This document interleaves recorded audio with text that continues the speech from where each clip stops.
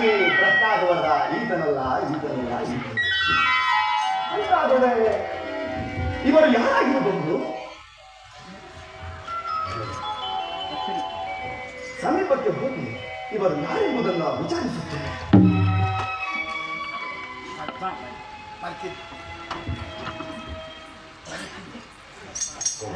ಲಕ್ಷ್ಮಣ, ನಮ್ಮನ್ನು ಈ ವಿಪತ್ತಿನಿಂದ ಪಾರು ಮಾಡಿದವರು ಯಾರಾಗಿರಬಹುದು? ಅಣ್ಣ ಈತನೇ ಇರಬಹುದು.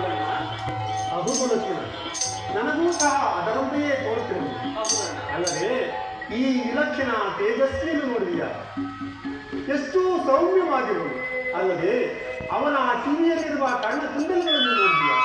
ಕೋಟಿ ಸೂರ್ಯನಂತೆ ಪ್ರಕಾಶಮಾನವಾಗಿ ಬೆಳೆದುತ್ತಿರುವುದು ನೋಡಿದೆಯಾ? ಏನಾಶ್ಚರ್ಯ! ಇದೇನಾಶ್ಚರ್ಯ! ಯಾರು ನಿನ್ನ ಕರ್ಣಕುಂಡಲಗಳನ್ನು ಗುರುತಿಸಿ ಆನಂದಿಸುವರು? ಅವರೇ ನಿನ್ನನ್ನು ರಕ್ಷಿಸುವ ಮಹಾನುಭಾವರೆಂದು ನನ್ನ ತಾಯಿಯಾದ ಅಂಜನಾದೇವಿಯು ಹೇಳಿದ ಮಾತು ಇಲ್ಲಿಗೆ ನಿಶ್ಚಯವಾಯಿತು. ಧನ್ಯನಾದೆ, ನನ್ನ ಜನ್ಮವು ಸಾರ್ಥಕವಾಯಿತು.